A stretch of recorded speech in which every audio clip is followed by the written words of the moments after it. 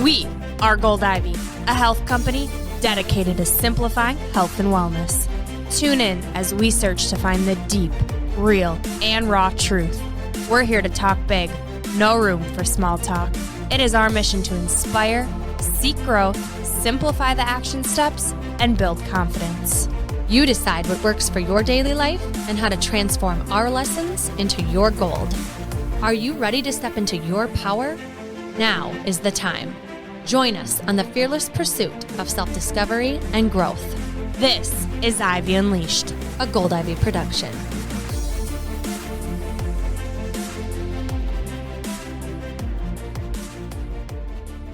Something that has made a world of difference for us and many people we know over this past year has been getting our groceries delivered right to our door. The ability to get local, fresh groceries without us having to step foot into a grocery store has been something we are so grateful for. Convenience, price, and quality are extremely important to us, and that's why we love and support Instacart. Instacart can deliver to your front door in as little as 1 hour. You can shop multiple stores, see deals in your area to help you save money, and every item is hand-selected by shoppers based on your preferences. To start your 14-day free trial and to get free delivery on your first order over $35, follow the link in the show notes to let Instacart know that we sent you and to help support the show. Instacart, never step foot in a grocery store ever again. We sat down with licensed professional counselor and certified clinical trauma professional Amber Benziger. Amber is also a psychotherapist, the co-host of the Managed Mind podcast, and owner of the Anxiety Lab. In this episode, Amber helped us better understand what anxiety is, how it feels in the body, and the difference between excessive worry and being anxious. She also gave us multiple coping techniques for anxiety, helpful tools to use when dealing with anxious thoughts, sleep, panic attacks, and more. You'll leave this episode with a better understanding of anxiety and how to better support others dealing with anxiety. For all resources mentioned, be sure to check out the show notes and be sure to rate and review this episode, especially if you enjoyed it, and please share with anyone you think would enjoy it as well. And now to this episode of the Ivy Unleashed podcast. Welcome back, everyone. You are listening to Season 2 of Ivy Unleashed. Today, we are diving into a topic that Andrea and I are obsessed about, and we found out that you all are too. Yeah, we are constantly asking our listeners, what do you want to hear about? What are you interested in? What do you have questions about? And the number one topic has been anxiety. And so we were kind of waiting for the perfect person to fall in our lap, and it happened. We started following Amber Benziger on Instagram because her posts were so helpful. And now we have her here. Welcome to Ivy Unleashed, Amber. Thank you so much for having me. I'm so excited to be here and talk about all things anxiety.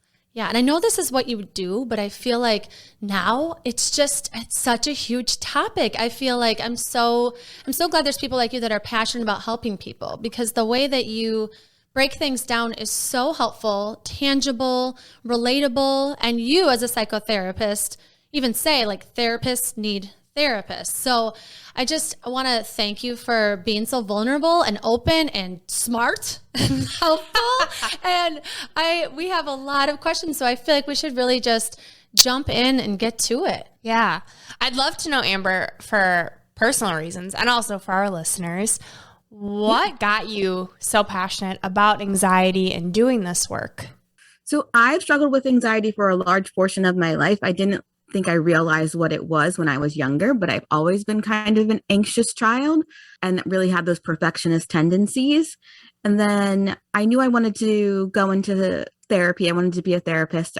So I was in undergrad and I had my first panic attack and I didn't really know what was going on. I thought like, oh my gosh, I'm dying.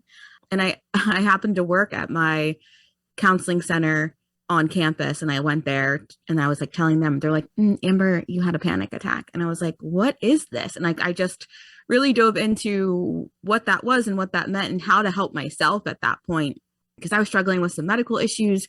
I like got diagnosed with a thyroid condition and I was in my 20s. I didn't know what that was. So there was just so much anxiety. And then I think that I kind of fell in love with that topic and helping people through trying to figure out how to help myself. Yeah. Beautiful. That's something we're finding a lot of in the people we talk about. They have such a personal connection to it, right? Like the reason I do this work is because of my health, and similar to other people and guests that we've had on. So thinking about that experience to where you are now, walk us through day to day what your work looks like. I think every day it looks a little bit different, and that's been amazing. So I now have a private practice, and I've had that for it'll be 3 years in January.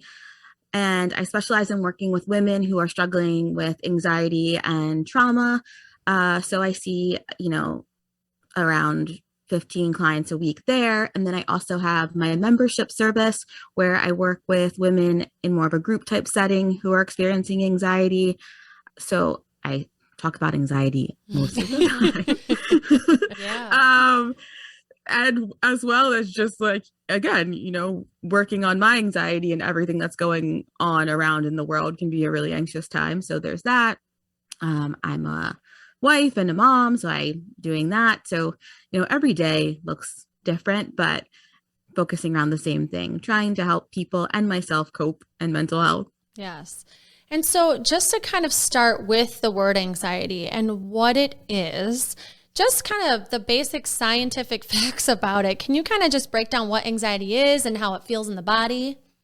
Yeah, sure. So everybody has anxiety. And I think that's what we don't realize because, right, the first thing that anybody usually says when they come to me is like, I have anxiety, make it go away. And then the first thing I say is, I'm sorry to, inform you, but it won't go away. And you don't want it to, right? Because the easiest way to think about it is it's your body's smoke alarm, right?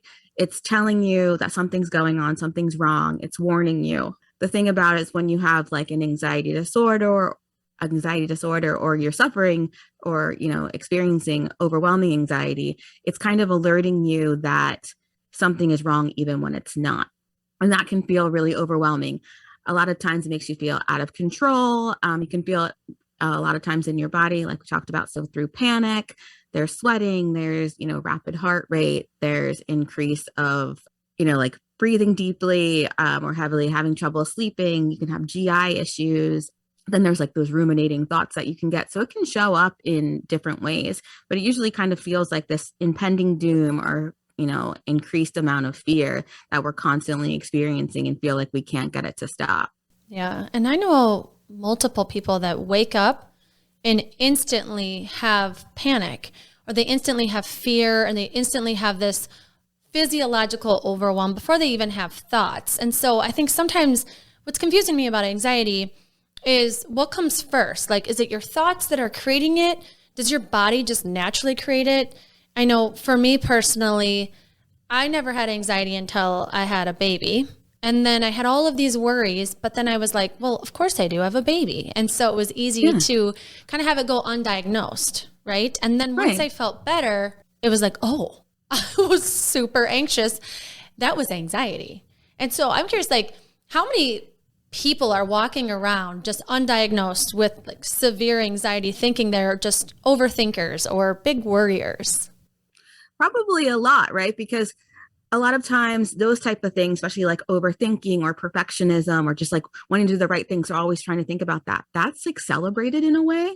People don't think like that's something wrong. It's like, oh, you're just a go-getter. Oh, you're an overachiever. Oh, of course you're a new mom, so you're going to have some anxiety. You're going to have some worry. It's fine. Just, you'll get used to it. So then a lot of times we suppress things or we avoid and we don't talk about them.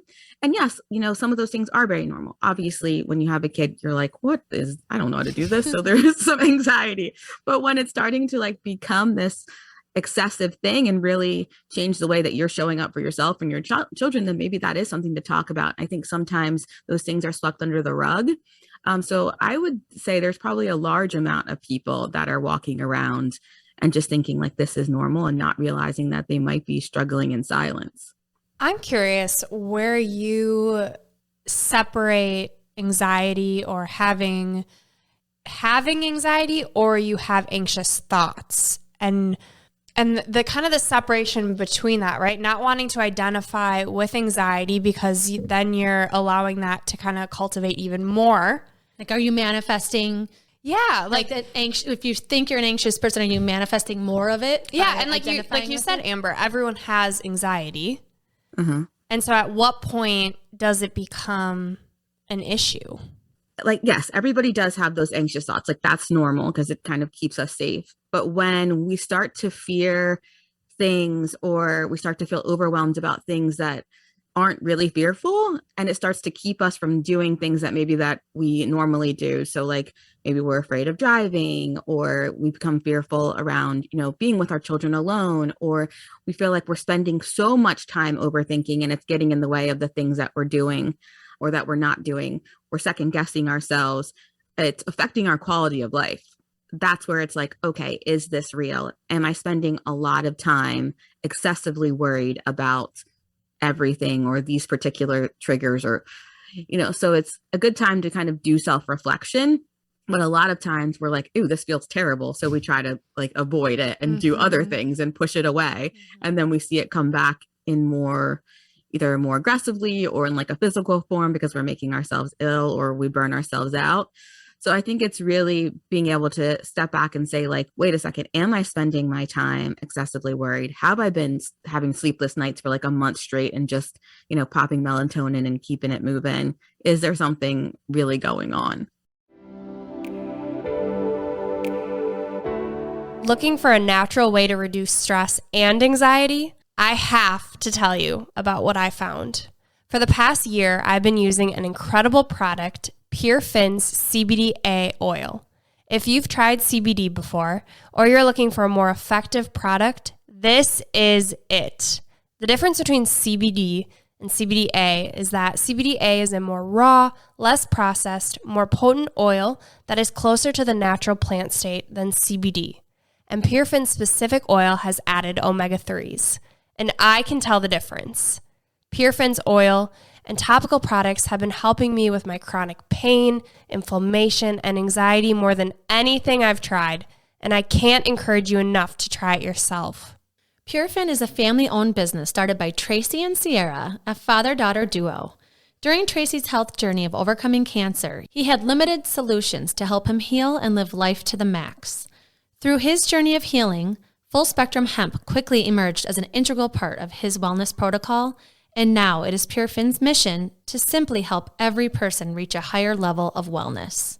PUREFIN is also launching a new, highly anticipated sleep oil that will help with falling asleep and high-quality sleep on January 27th, and we can't wait to try it. Whether you're looking to reduce your anxiety, improve your sleep, boost your immunity, add more omega-3s into your routine, or simply reduce your stress level, PUREFIN CBDa products are the way to go. So head over to our show notes for more information on PUREFIN and use promo code GOLDIVY, one word, for 10% off when you check out from their website, purefinshop.com, PUREFINSHOP.com.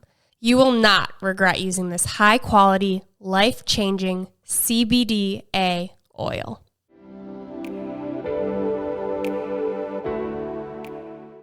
Yeah, and with that self-reflection, you as a therapist, how do you promote that with people? Like, how do you get them or influence them to tune into what are you saying to yourself? Like, what are these worries sounding like? Yeah, so one of my biggest things is always saying, and it's everywhere, even probably on my social media, it's like, feel your feelings. And people are like, what the heck does that even mean? And sometimes I'm like, yeah, I get why that's like so annoying to hear, but it's true. So like when that stuff is coming up for you, adopt that curious mindset of like, what's going on? Why is this showing up for me? What's the fear, or what am I afraid of? And is this really real? And starting to separate like the feeling from you. Because a lot of times people with anxiety will like adopt it as their personality. Like, I'm anxious. And it's kind of like, I'm anxious, so this is why. Instead of stepping back and being like, no, I'm feeling anxious about this. Like, this is my anxiety showing up. This is just my fear. This isn't factual. Say a friend doesn't text you back right away. That can make you anxious as a person. Like, okay, maybe they don't like me. Maybe I did something wrong. Instead, like, I'm feeling really anxious right now because I miss my friend, or I need my friend, or I'm feeling really lonely. This is just my anxiety. So learning how to put that step in between instead of allowing that thought to continue to ruminate. And that takes practice, because because especially if you're doing it consistently, we're not just going to be able to get that one time, right? So it's really that stop and think and allow yourself to kind of move through that. So I walk through people through that exercise of like, okay, let me stop and think and separate. Journaling is really great. Whip out any piece of paper and just like writing like all the excessive thoughts that you're having right now, and then kind of reading back. And most of the time it's like, wait, is this even true?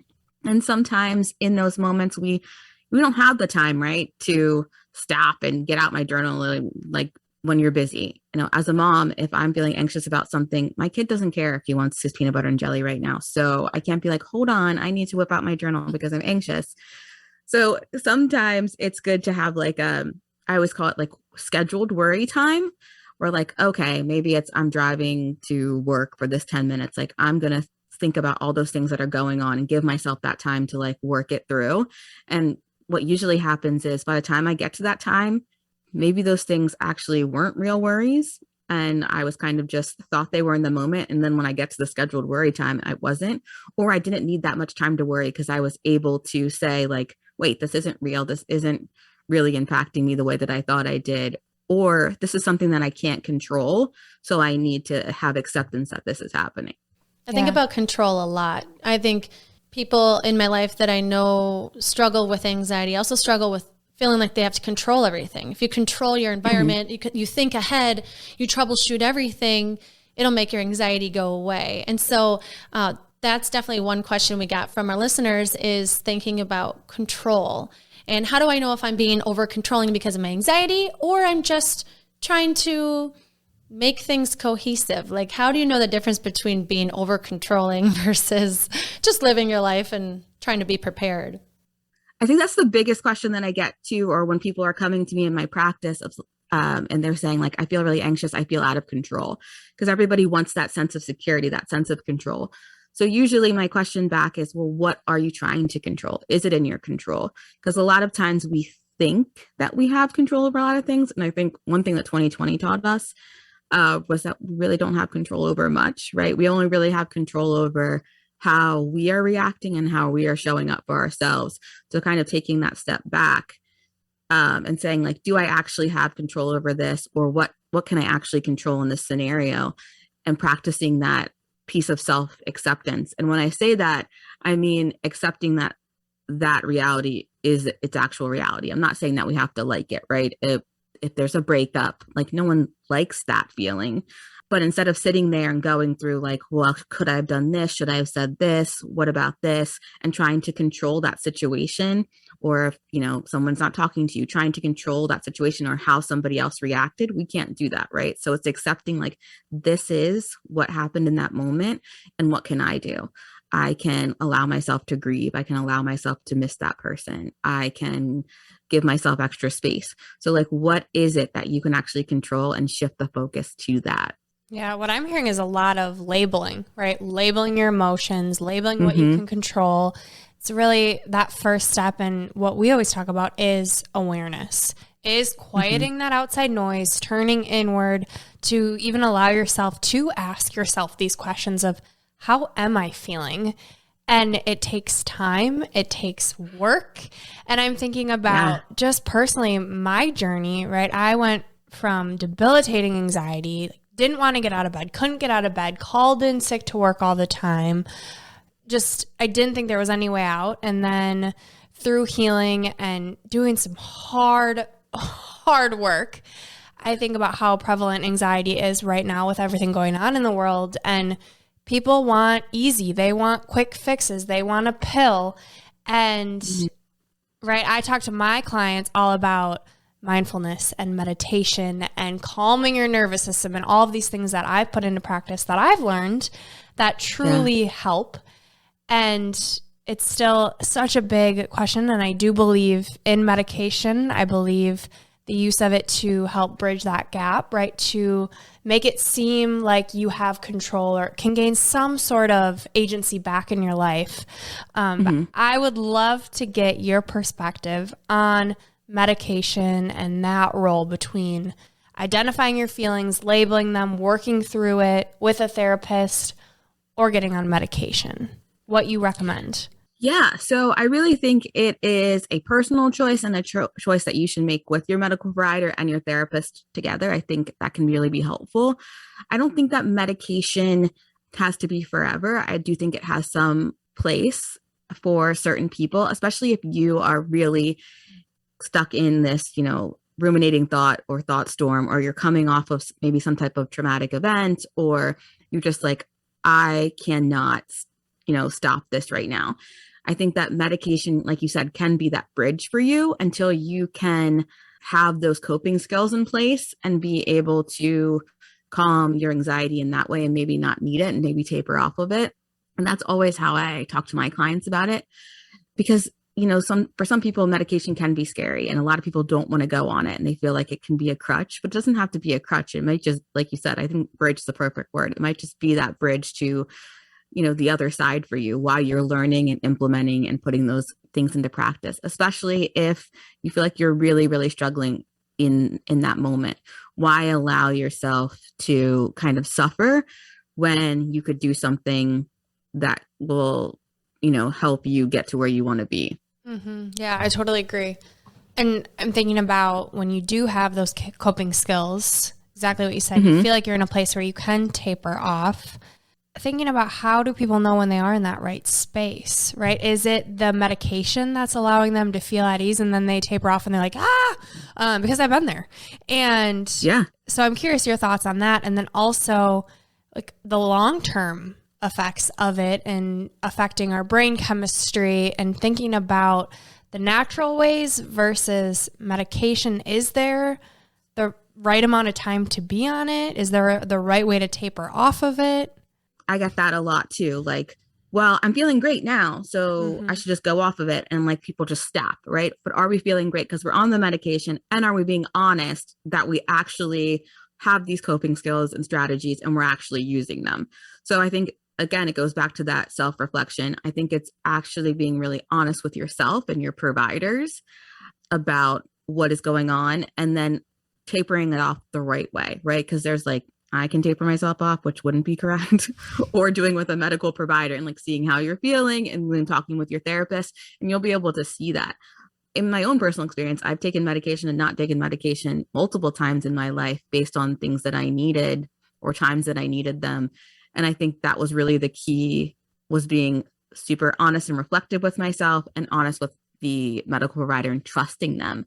So I think it's knowing that you are in the hands of somebody that you trust and knows you and you feel comfortable with, and that you're going to be honest with yourself, like if this isn't working, or if you're in the place that you can, wean off, not yourself, wean with a medical provider.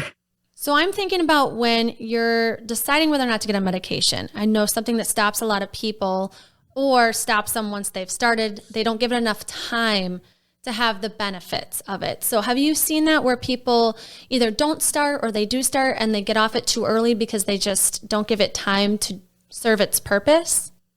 Yeah, absolutely. Now, I'm not a medical provider. I'm not a psychiatrist, so I don't prescribe medication, but I do work with a lot of clients that are on medication.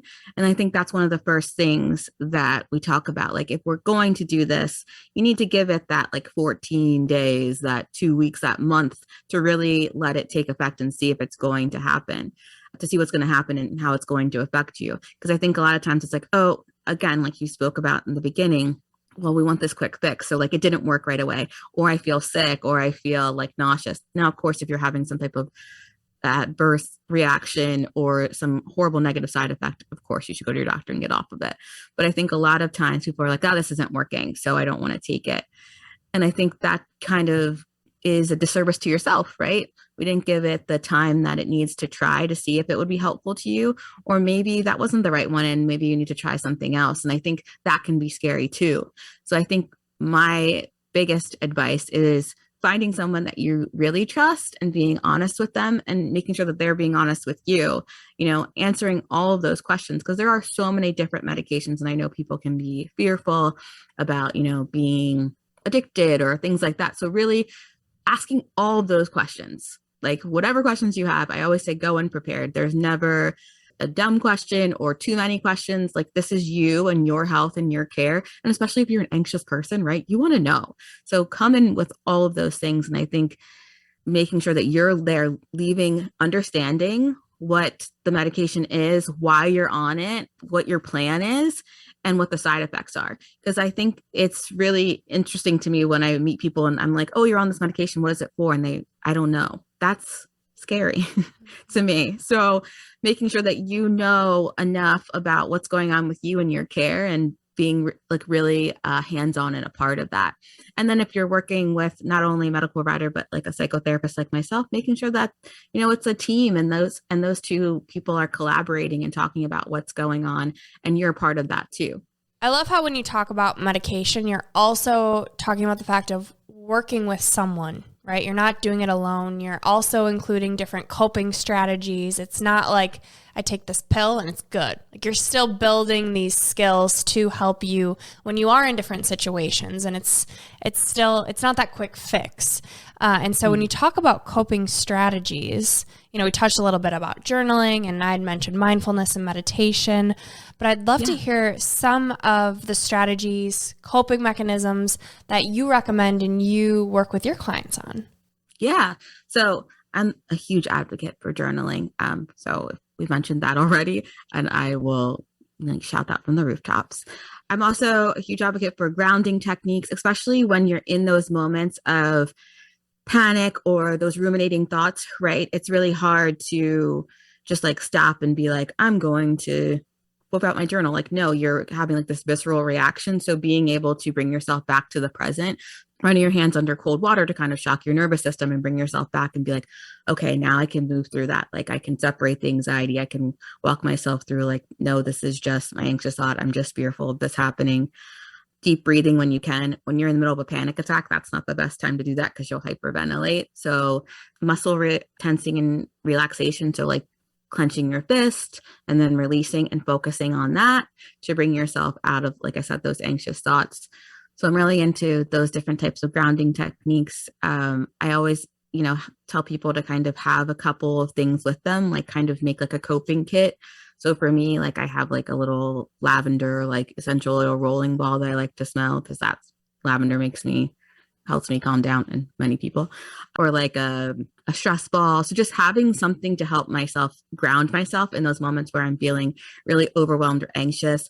Music is a good one. I know when the pandemic started, I had a lot of clients, and myself included, I didn't like going to like the grocery store or Target or anything. I was super anxious just because of all the uncertainty and people. So I'd like pop in my earbuds and go into the store, and like I had my like anxiety playlist. I have a playlist for like every emotion. And it would help me to feel like, okay, I'm just like in my own head instead of like, oh my gosh, what's all the things going around? So I was able to focus on that. So music's really great. Reaching out to that person, whoever that person is that you've identified, and really allowing them to support you in the way that you need. I think it's really important for people to have that support system and being like direct and honest with that support system. So they know like, okay, you're feeling anxious right now. You need space, or you need a hug, or you just need someone to listen to you vent. So having that for you. And then of course, I think therapy is a great coping strategy, because what other time do you have that's a full hour where you're talking about yourself and that person's also focused on you? I mean, that's pretty amazing. Yeah. What is it about journaling that is so powerful? Journaling allows you to tap into those feelings and have that level of introspection that we don't just normally have, right? Because you're sitting there and you're writing and you're able to get it all out. And it's that time between just you and the paper. And it's this reflection. So there's nobody there to kind of critique you or whatever. And you can kind of get it all out, and it helps you not to avoid. And I think that's one of the biggest things. And you're also able to track. You can track like symptoms, like, oh, if I look back, I can see like I've been super anxious for the past 3 weeks on my drive to work. So what's going on? Is it driving? Is it work? Is there an employee that I don't like? You know what I mean? So you can be able to track that. So that's really helpful to learn patterns for yourself. So it kind of just gives you this ability to kind of look outside yourself and capture it. And it's also really great because like if you are in therapy, maybe you're going to take that to therapy, or maybe there's something you missed, or sometimes, we'll get there and be like, I don't have anything to talk about. Well, then why have I been journaling about how like I can't stand my next door neighbor? Like, what's that about? You know what I mean? So it's a great place for reflection. Do you feel like with journaling, you could see your progress and it could help with your mindset of, I am working on this and it's getting better. I'm using my support system to kind of propel you even more forward to healing or reducing your anxiety?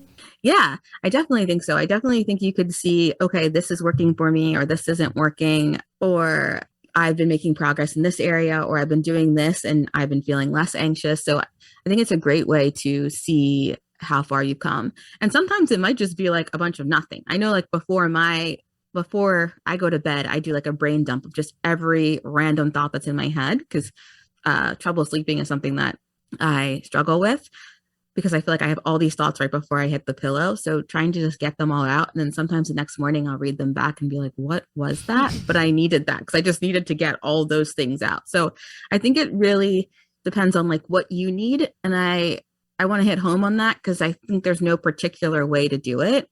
Some people like prompts, and sometimes I like those at certain times. I think it's doing what you need in the moment. Some people want to do it, type things out, put it in their note section. Some people want to write it. So what do you feel most comfortable with, and what do you need?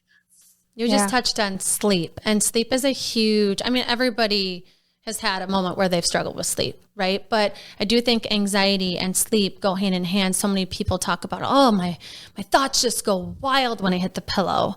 And so I'm assuming that's probably something you hear a lot about, but I would love just tips for our listeners on ways to cope with those ruminating thoughts at bedtime, period, and especially too when you're trying to go to sleep. So my big thing is creating a routine and make it very short and sweet, right? Like don't do like this whole 15-step process. I usually say like make it like 3 steps or less. So you're kind of preparing your body, right? A lot of times we're like, oh, I can't sleep. So we grab electronics because that's easy. But then you're re-stimulating yourself. So just like when you have a baby and you're kind of like giving them a bath and giving them a bottle and laying them down, like they're getting ready. They know that these are the cues for sleep. So doing that for yourself, is that washing your face, doing an adult coloring book, and journaling before bed, like whatever it is for you to start calming yourself down, decreasing electronics at least an hour before bed. I know people don't like to hear that, but it is true, because like the blue light, and again, stimulating yourself and what you're reading and seeing. We always think about like what we're ingesting food wise, but like what are we ingesting, like social media and seeing and taking all that in. So that really is important, especially before bed. And if you feel like you're just laying there and you're like, okay, I'm up, like I've been laying here for an hour, I would say like reset, go get up, go into the bathroom, wash your hands, wash your face, and try again. So like allowing yourself to, okay, I'm going to shake this off and then I'm going to try again and lay back down. Sometimes that can be really helpful too. Yeah, we had on Dr. Danielle Haran about sleep on season 1, and she recommended getting out of the room, that by staying in bed, we are associating being awake with being in our bedroom. Mm-hmm. Same idea of working in bed and all these things, like having your bed be just for sleep. And, I do have some clients who will say, I don't want to journal because then that re-stimulates me. And I'm like, that's fair. Yeah. But I will say that I heard something a while ago and it stuck with me, and I unfortunately don't remember who it's from, but it's that our brain is not a notepad and that we have to get it out, and we have to, I think it helps with just processing it, getting it out. But what I'm curious of is you have these exercises that you can do, but for a lot of our listeners who have a significant other that's laying right next to them, what do you recommend so that you don't disrupt them? Or having these open and honest conversations of, hey, I'm struggling with anxiety, when maybe your partner doesn't understand. Like, I think it's different for me than it is for Andrew, because I'm just chilling in my apartment by myself. I can have this sanctuary of healing, right? Where Andrew has little kids running around. And so when you don't have just you to worry about, what do you recommend? My husband is like very chill. So he's just like goes to bed, doesn't need anything, where I'm like, I need all of these things. So I think it is having that conversation of like, I'm struggling with my anxiety, and then really talking to that person about what it's like for you, right? Because anxiety has become, I feel like in mental health in general, kind of can become these like buzzwords, like I'm anxious, I'm depressed, and people are like, okay, but they don't know what that means. So I think when you're trying to explain it to somebody, especially someone that cares about you and loves you, explain how it shows up for you. Like, I feel really anxious and it keeps me up at night. I feel really anxious and I'm having trouble going to the grocery store because there's a lot of people. Because they can understand that, like, wow, you're struggling with this. How can I help you with this? Is usually the response. And then what is it that you're asking of them? Like, I think we have to think about that too. So sharing like how it really affects you, what that means for you, and in the most like simplest direct terms, like, I can't sleep at night. I am hyperventilating. I am trying not to yell at the kids because I'm so agitated, right? A lot of times people are very irritable or can get angry when they're anxious and they don't realize. They just think like, oh, I'm being a jerk.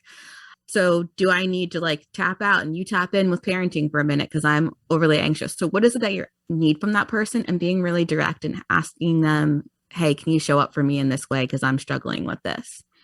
And same thing with bedtime. Like, hey, do you mind if I keep my side light on for a minute because I need to journal before I go to bed, or like I can't sleep? So just kind of incorporating them in your routine by letting them know what you're doing. Yeah. And why. Like honest communication sounds like. And that's another question a lot of people had was, I don't have anxious thoughts, or I don't feel anxious. And how am I supposed to be there for someone that is? And I think that's a great tool to say, ask them how they're feeling, ask them what it's like for them, ask them what the thoughts are. And I think a lot of times when you don't understand it for people, you're like, oh, just relax. Why are you thinking about that? Like, just chill out. So could you speak to that? Like, how helpful is it for someone to tell you to just relax? It's not helpful at all.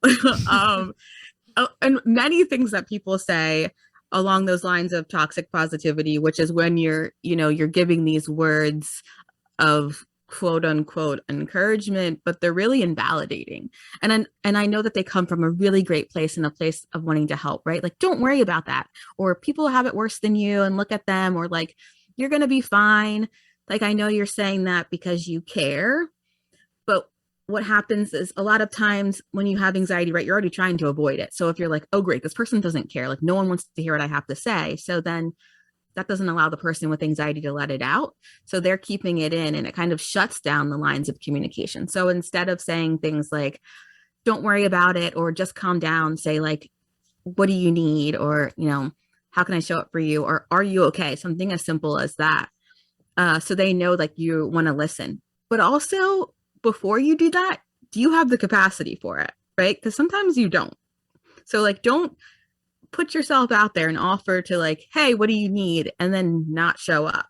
And sometimes you have to be honest with yourself. Like, I can't do this, or I can't handle this right now. And saying that in so many words to that person, being like, I know you're really struggling right now. So am I. So I'm going to step away and give you some space, or this is what I can do for you. Like, you know what I mean? Like, hey, I can take the kids right now, because maybe you can't listen to them, but maybe you had a hard day at work too. So what can you do that's inside your capacity? Because just because we're capable of doing things all the time doesn't mean we have the capacity for it, because we all have stuff going on. So it's being honest with ourselves and being honest with that partner or that person in our lives on how we can support them, making sure that they know we want to, and this is how we're able to.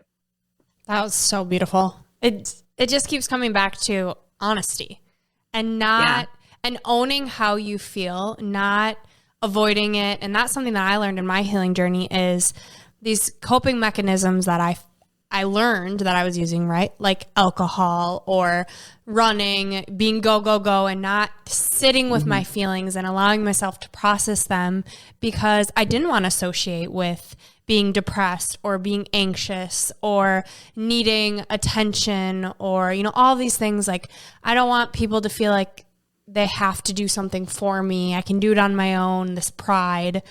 There's a lot of shame around mental health and the stigma. And I think especially with anxiety and depression, I'm curious your thoughts on where that shame comes from, and how for people who it's really hard to be honest and own how we're feeling, right? Like it's easy for us to say now, like, be honest with your significant others and be honest with how you're feeling. And people are like, I am shaking and I'm overwhelmed and I don't know how to say, I don't even know what I'm thinking. Like, I don't even know how to say what I'm thinking.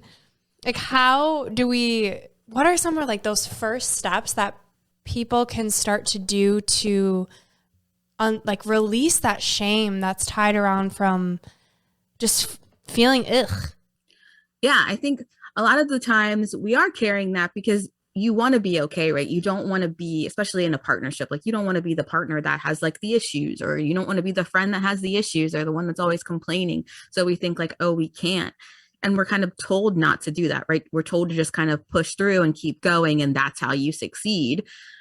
So it's really kind of being able to shift your mindset away from that, and start thinking about like, what is important and what do I need and how do I want to show up in my own life for myself and for the people around me? Like, what does that look like? What kind of person do I want to be, and what kind of people do I want in my life? And also those times where we're at that heightened state, our nervous system is super regulated, isn't the time to go in, right? It's just like when we're fighting with our spouse, like that's not the time. You're not going to be like, right now I am feeling, you're going to be like, what the hell are you doing? So that's not the time. So allow yourself to be realistic and be like, this isn't it. I need to walk away and gather myself in whatever way that looks like. Right. That's why I can't stand those type of sayings. That's like, don't go to bed angry. Like, no, maybe you need to do that. Maybe that is what you need in that moment, because you are not able to show up in the way that you prefer, or the way that is regulated, or the way that you need to, so that you can communicate effectively. So it's being honest, like we talked about with ourselves, right? Like, I can't do this right now, or this isn't it for me. And then coming back at that time after we've had that space to reflect, but also start small. Right. So if you're listening to this and you're like, I cannot talk to my spouse about this, like, no way, like they're not going to understand. Okay, then start with your best friend. Like, start with your mom, start with your cat. Like, I don't know where you need to start, but I think that's the thing. Like, figure out what's the baseline, who's the easiest person to talk to, who's the easiest person that makes you feel the most comfortable, and start there. And then you're going to build off of that. Like, okay, if you know that talking to your mom, because she's the one that's like, it's fine, like I've had 5 kids and I've been through all this and you just need to get over it. Don't start with her, right? Start with your sister, start with the person that's going to be like, okay, like I understand you're struggling. I don't experience that, but I hear you. And kind of move up from there. And you're going to allow yourself to build that self-awareness and to become more compassionate with yourself and more confident in what it is that you're trying to say and get across. I think too, I'm thinking about moms specifically, just how sometimes it's hard to ask for what you need, and I do think it's a practice. Like, if it's something that in your nature is hard for you to do, or a learned behavior because you watched your self-sacrificing mom, or you watched, you see our culture so much like that, like give. And so it's very hard, I think, for parents to ask for what they need, because they're just trying to care so much for their children. And so something that keeps coming to mind is, you kind of said like pausing and taking a moment. So you're not like reacting in the moment with anger when you're super irritable, feeling really anxious, and thinking about that pause, or asking. I think an easy thing to ask for would be like a break. Hey, I need 5 minutes. Mm-hmm. I'll be back. Like, who can get mad at that? Take that break to go breathe, or do whatever you need to do so that you can come back, think about what you're experiencing, and then use that as a practice to ask for help. Like, can I just take 5 minutes right now? And then you can, ask for more, or communicate more honestly about something that might be a little bit more challenging to say or to ask for. Yeah. And I think we should think about the way that we would want our kids to do that, right? Like, I think that's the biggest thing. We, as parents, it's like, okay, we can't ask for help, or we can't look too vulnerable, or that we don't know what we're doing, but we would want our kids to do that. So why not model that for them? Like, hey, mom's going to take a break right now, or we're going to do this, because that's what we would want them to do. Or say, I'm asking your, dad or your grandma or whoever for help right now, because I just have a lot going on. Like when you're struggling, do you ask the teacher for help? Do you ask your sister for help? So I think we have to keep that in mind. Like we're modeling that behavior, and do we want to keep passing down that hustle culture of like, just keep moving and deal with it to them, because they're watching us, right? Yeah. And think about by suppressing it, it's just coming back bigger and bigger, and like you're shoving more shit in the closet, and it's going to come out at some time, you know? Yeah. To keep channeling it elsewhere. Like you mentioned, like, I feel like my whole life, I might've had a little anxiety, and I would, the second I felt uncomfortable, I'd go for a run. Yeah. So I'm like, did I suppress my anxiety by running? I think. Or did you get out of your body?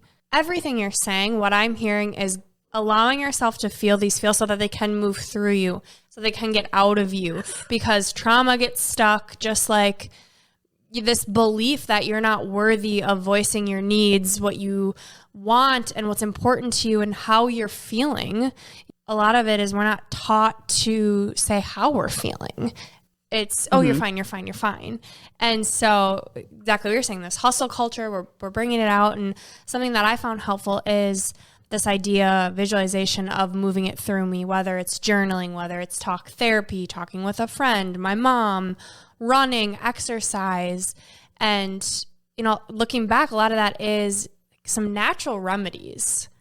I'm curious if there's any other natural remedies that you recommend, right? Like you mentioned lavender, essential oils, or just kind of like some nuggets that people could grab that maybe they're not ready to talk about it, but they want to start releasing this pent up anxiety and just feelings. Yeah, moving your body is a great way. If you're not a runner, maybe you want to go outside for a walk. I always say changing your scenery, right? If I'm sitting and I'm just ruminating on a thought in my office, I need to get up and leave my office. I need to change the scenery. Is it going outside for a minute? Is it just going to the kitchen, grabbing a glass of water? So just physically being able to move is like, okay, let me clear my mind and kind of start over or shift my focus. So I think that's a big one. Nature is a huge one for me. So I just like to be outside when anything I feel like I'm being overwhelmed. It's okay, let me go outside. Grounding yourself in a favorite thing. So sometimes if I'm super overwhelmed, I'll go through my photos on my phone and look at my kids playing or pictures of vacation. Those are fun memories. Nostalgia is a big one. Like, okay, if I'm really overwhelmed and having a tough day, maybe I'll sit and watch Dawson's Creek for the 18th millionth time.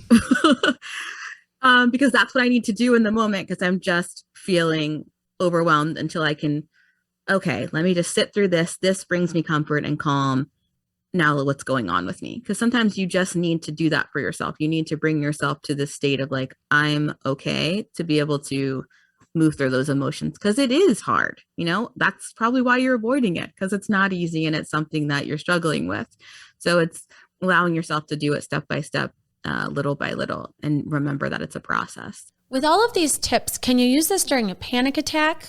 Or, you know, what is a panic attack and what would you suggest during those moments? So panic attacks are super physical in nature, right? Anxiety attack is where it's like that ruminating thought that's just going on and on and on, and we can't stop it until whatever that event happens. Like if the boss says, hey, meet me in my office at 4:00 and it's noon, you're thinking like, I'm going to get fired for 4 hours. You get to the office and he's like, you're doing great. And you're like, okay, now that ruminating thought's over. A panic attack is where it's like, your chest is tight, you're sweating profusely, your heart's pounding, you feel like, oh my gosh, is this a heart attack? It's very, very physical in nature. And sometimes it can come without even really knowing what the trigger is. So in those moments, you're not going to really be able to think like, let me move through this emotion. It's kind of like allowing yourself to do that, but also trying to bring yourself back to that moment. So a lot of those grounding techniques that I talked about, people always talk about like grabbing an ice cube. Obviously, if you're at work or some random place, you might not be able to do that. So doing that, like muscle tensing and relaxing, grabbing that essential oil for yourself. Some people like rocking, planting your feet on the ground. When I was in college, I was having a lot of panic attacks, and Fireball or sour candies were really helpful to me if I'd pop one in my mouth, so I'd be able to focus on like that intense reaction and kind of get myself out of the panic, and then allow yourself to be like, okay, what's going on? What's showing up for me? I think can be really helpful. Deep breathing. I think breath work is awesome. and I love it. I just always get worried about asking people to do like deep breaths during a panic attack in case you're already breathing really heavily, because then you could hyperventilate. So I always say to try to calm yourself down a little bit before you start breathing exercises. Yeah, I think I found the most helpful deep breathing before bed to really calm down the nervous system, get in that parasympathetic, that rest and digest, which is just good. Or like before you eat, if you have digestive issues, that's been helpful for me. But also having these practices when you're not in an anxious state. Like that's when you need to do it, right? So everything you're saying, I'm like, yup, this is what I found. But starting your day off with the deep breathing to set that tone for your day of, okay, I'm going to be present. I'm going to be in the moment to help really eliminate, or not even eliminate, but just lessen those ruminating thoughts and to be able to kind of snap out of it and asking yourself these questions of, is this really true? Like, is this really true? Is my boss going to fire me? Or do I have any control over that? Like, what is right or what is true? And like, if you're practicing those things outside of those moments of panic, it's going to be a lot easier to go to them, like, and remember them in those moments of panic. A lot of times I say, like, what are your top 3 coping skills when you are overwhelmed or you're feeling super anxious, and put them in the note section of your phone. Because if you're feeling overwhelmed, you're like, I don't know what to do. And all the stuff that I talked about in therapy or wherever is out of my head. So what should I do? Like, you're like, oh, wait, I know, I wrote these down, even though it's something that is relaxing or calming or whatever to you in those moments, like you're not thinking about that. So having them readily available can be really helpful. And that's kind of why I talked about that like coping kit at the beginning, really focusing on like the senses. So, you know, smelling the essential oil, or maybe you have like a seashell that you like to carry around or something like that, that you can kind of, you know, grab and hold and visualize like, okay, I'm at the ocean. It can't be right at the ocean, or whatever that is for yourself, knowing that, hey, I have it readily available or written down somewhere, can kind of bring a sense of calm just in that way of knowing it's there. Speaking of tips on how to manage anxiety, I love your podcast. So on the Manage Mind podcast, you and Nikki talk a lot about being kind of like overachievers or perfectionists and how that can play into your anxiety. And so I'm curious about that line of like using these techniques when you're feeling super anxious versus when you feel like you're overachieving, or you need to be perfect, or you have to have your house look this certain way. And so how do you determine like, I'm just being an overachiever versus I'm having anxious thoughts right now? I think it's, you know, questioning the intention, right, behind it. Am I being an overachiever, or is it because I really care about what other people think and I view my success based on the validation of others? Or do I base my productivity or my worth based on my productivity? So kind of like, and being intentional as to your why. Because I think a lot of times that's where those perfectionist overachieving tendencies come from. Is it because I want to do this because it really matters to me and I care about it? Or is it because of something else that I'm using to kind of fulfill me and putting all my stock in it? So I think it's, again, taking that step back, being able to kind of have that introspection and being really intentional about the choices that you make. And that's something that Nikki and I both are really passionate about, because it's something that we're both very type A, and we can both get stuck in those perfectionist tendencies. And even making the podcast was hilarious because we are that way. So just, you know, being really intentional about like, why am I doing this? Why am I showing up? And why am I becoming so anxious and fearful? And why do I care so much about whatever that little thing is that I'm, you know, fixated on?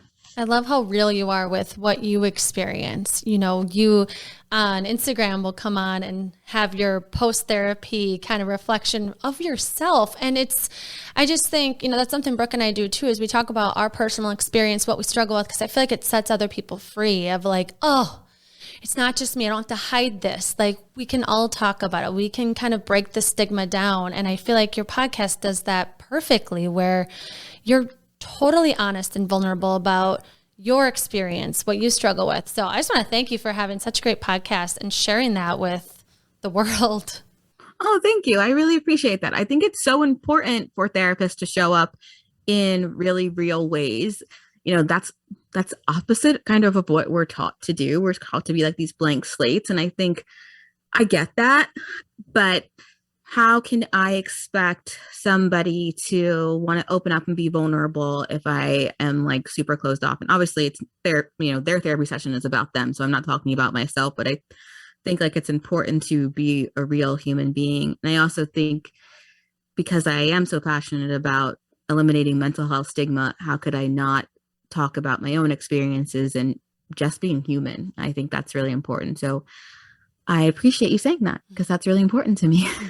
I love, and I think it's so important how you talk about your humanness, because as humans, you can hold space for all of the emotions and to not sit in that emotion for too long. And you talk about the duality of gratitude and anxiety and normalizing multiple emotions. And so I'd love for you to share with the listeners like, why that's so important and your view on that.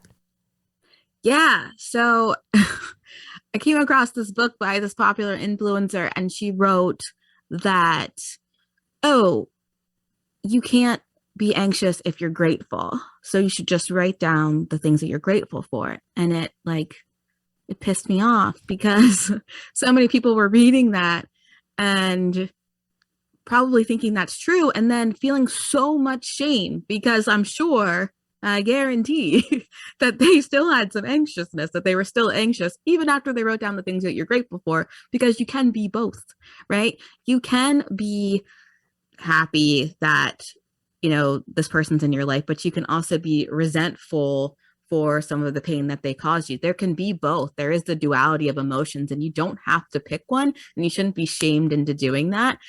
So I really want to bring that point home to people because I think we get shamed into a lot of things. And I think gratitude is such an amazing tool. And I always think that people think I don't, but I do.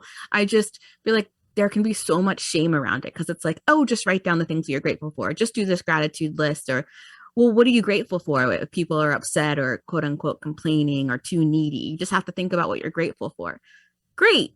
I am grateful for all these things, my husband and my family, but I'm also grieving and struggling right now during the holiday season. So I am both of those things right now.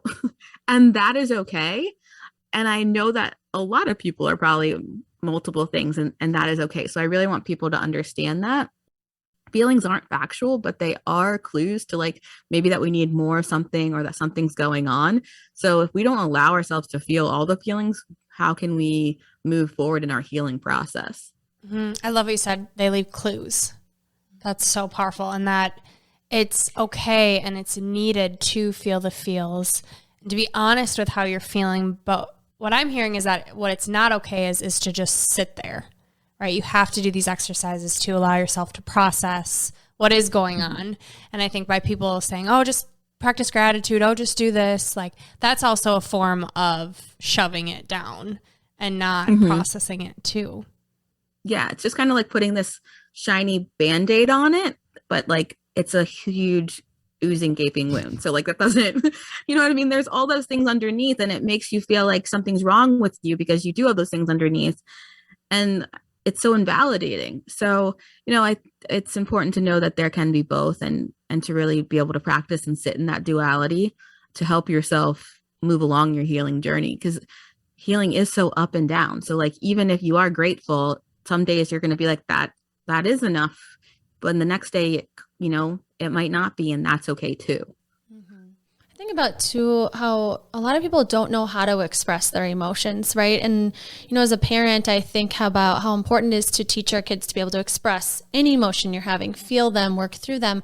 But a lot of adults didn't grow up that way. They didn't grow up feeling they could feel their feelings. And so doing this work or trying to get through your anxious feelings, it's easy to get stuck because you don't know how to express them. You don't feel like it's safe to speak it out into the world or how to practice that. And so what would you say to people that feel like, I know I'm feeling these things, I know there are these practices, I definitely know I need to communicate, but I don't quite feel ready or capable to express my feelings to anybody? I say start with yourself. I think I grew up in a home where, or in an environment that no one really talked about how they were feeling. And I remember when I said I wanted to be a therapist, they looked at me like, what? And I'd always been like, you're so emotional. You're an emotional child. And I thought that was a bad thing. So I didn't know how to openly express those things, especially to outside people or people I was in a relationship with, because I thought like, that's not what you're supposed to do. So I've journaled since I was a little kid. And I think that's where it started for me, really being able to be like, okay, well, I'm not supposed to talk to anybody else about this, but like, I do feel all these things. So I got to do something. And I started to like write them down and kind of understand where they were coming from and allow myself to be like, oh, okay, like I do feel that. I do feel that when that person says that. And like, that's okay. So starting there with yourself can be a really valuable tool. Being able to do it in your own way is really important. So if that's writing it down, or that's like just talking out loud or talking to yourself in the mirror or voice recordings, then that's where you start. I love that. That's so good. And you've given 1,000,005 tips that I hope everyone who's listening feels empowered, that there's something out of everything that you shared that they can grab and easily implement. And the key is to be honest, but also to be curious with yourself. Yes. Right? If you were to try talking to your cat, if you were to try putting an ice cube in your hand when you're feeling a panic attack, what would you notice? Because until you try, you don't know. And I think being curious with ourselves, it allows us to get that shame, just stop giving it so much power, right? When we're curious with ourselves, we don't have to have a stigma around it. It's just, I wonder. Yeah. And I think too, taking the blame off of other people for your feelings, right? If you take that pause and you say, why am I so irritable? Is my husband pissing me off? Or is it 65 other things that happen? I didn't get enough sleep and I'm feeling nervous about this and I'm feeling sad about this and I'm taking it out on somebody that I love. If you pause to really, like you said, be curious without judgment on yourself, without judgment on other people, where is this actually coming from? Where can I start to process it a bit? How can I deep breathe during this moment? Go in your closet where you need to go, to pause and get curious without blaming yourself or others for what those feelings are. Yeah. And if you implement any of these and let us know what you find. Like, we are walking the walk right with you. And like we said earlier, Amber's Instagram is incredible. We know you guys are going to want to know where to find her. And so Amber, when people want to find you, where can they go? Where are you at? Yeah. So I'm on Instagram at Amber_verse_anxiety. So Amber verse anxiety. I'm also on TikTok under that name, but I don't TikTok as much. So I'm more fun on Instagram. You can find me at theanxietylab.com for my membership service. You can find our podcast Instagram at the Managed Mind Podcast. So those are the places to find me. Yeah. And can you talk a little bit about Anxiety Lab and what your membership services provide? Yeah. So it is a membership service exclusively for women who are experiencing anxiety and want to learn how to cope and manage and feel validated and compassion and all through self-compassion. It's really great. It's a small group. Right now, it's a wait list, so it's closed, but I'm going to reopen it in the new year. During the pandemic, there was a lot of anxious women that were reaching out to me, and I'm a therapist in the state of New Jersey, so I can only see people in New Jersey. So I wanted a way to connect with people all over the world that were struggling. And I also felt really alone in my anxiety because a lot of the coping strategies that I had, I wasn't able to access. So I wanted to create a place where we could all kind of support each other. And that became the Anxiety Lab. That's beautiful.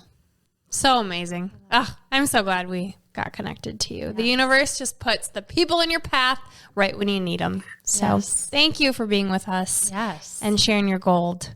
This has been amazing. All right, Amber, now it's time for our 3 gold stars. 1, letting go of the word should. Instead, why are you doing this? Be intentional about it. Are you doing things because you want to, or are you doing things because you feel like you have to? 2, duality. And is our favorite word. So I can be sad and I can be grateful. So remember that it's okay to feel all the things that you need to feel, and that's what makes you you. And third is self-compassion. Make sure that you are showing up for yourself and talking to yourself in the way that you would talk to the people that you love. Because if you are having that negative self-talk, it's really going to impact the way that you feel about yourself and the way that you exude out to the rest of the world. So be kind to yourself. Beautiful. Just beautiful. All right. Next up is Unleashing Ivy. These are our rapid fire questions. Are you ready? I'm a little anxious, but all right. I was waiting for you to say that. What is your favorite way to move anxiety out of you? I love to be outside in nature. So hiking or running or walking, and definitely doing that with a really good playlist. I'm also really into my Peloton right now. So those are like my go-to when I need to move my body. Yeah, I like the natural remedies. All right. And as a parent, what advice would you give to someone whose child is really struggling with anxious thoughts, ruminating thoughts, or kind of losing sleep when they're anxious? Yeah. So, explain to your child that, feelings aren't factual, and allowing them to be able to separate, like, this is how I'm feeling, and give them the space to do that. I think making it normalizing, talking about feelings and emotions is really helpful, doing that by modeling. So like sometimes mommy feels anxious right now, or mommy feels anxious when I'm doing this. Do you ever feel anxious when you're doing this? What does that feel like for you? Like, do you feel it in your stomach? So kind of talking them through it and making it kind of like this normal thing so that they're able to express how they're feeling, and giving them the outlet to explain how they're feeling and feeling safe doing it. Can be really game changer. And just to kind of keep going off that, if your child says, I feel it in my heart, I know identifying it is, and just talking about it's helpful, but do you have a practice of like how to get that out? Like, oh, it's in your heart. Then what do you say? Okay. You're feeling it in your heart. What does that feel like? What's going on for you? And kind of asking them like, why are you feeling it in your heart? Just kind of getting more information, because sometimes they don't really know what that means. You know what I mean? Maybe are they sad right now? So like they feel like their heart is aching, do they need more of comfort or something going on at school? So kind of just being inquisitive and asking questions and allowing them to ask questions like, what do you think that is? Like, why do you think that's happening? Nikki, who I do the podcast with, has a really great kids book on thoughts called A Thought is a Thought. And it kind of helps kids learn how to reframe those thoughts and those anxious feelings. And there's a bunch of exercises in that. So it's really great. Oh, that's Sold. awesome. Yeah. Put it in my cart. We'll link that in the show notes. That's amazing. All right. And last question. What is one thing you wish you would have known sooner? One thing I wish I would have known sooner. That my worth is not based on my productivity. I think I spent too long trying to live up to these standards, or thinking that if I wasn't always going or doing or creating, then I didn't matter. And I think it's something that I still struggle with. I struggle with like, it's okay to just not do anything right now. So I wish that was taught and allowed for me earlier in life, and the importance of like, I'm just worthy because I am, and not I have to be doing something or showing something or have something to give all the time. Beautiful. God, that's something that everyone needs to hear on repeat throughout the entire day. Yeah. And speaking of on repeat, I feel like this is the type of episode that you listen to it once and you hear a couple of things that are helpful, and then you listen to it again and then you hear something else that you can take. And so I feel like this is going to be one of those episodes that I'm like, okay, I listened to it 2 weeks ago, but I need it again because I know we talked about this. And so just for our listeners, feel free to re-listen to this episode for your friend that's struggling, or for yourself, or for your kid, or for just tips on how to tune into, what you need, whether you're an anxious person or you have anxious thoughts. I mean, we all randomly have them. And so, take what you need from this episode and come back as many times as you need. Yes. Thank you so much for being with us. This has been absolutely amazing. Yes. Yes, you are going to help so many people. And just, I think the more that we normalize these feelings, the more we set people free, we can just talk open and honestly about what we're experiencing. And I feel like we don't have to have the guilt and shame anymore about feeling anxious. Amen. All right. Let's leave our listeners with a piece of gold. Yes, my favorite quote is by Maya Angelou, and it's, "You can't control all the events that happen to you, but you can decide not to be reduced by them." And in a place, in a time where we always want to be in control, we have to remember that we are only in control on how we show up. So what do we want that to be? And what do we want to put out into the world? And how do we want to feel? This is Gold Ivy signing off. Listen to your truth and go chase your gold.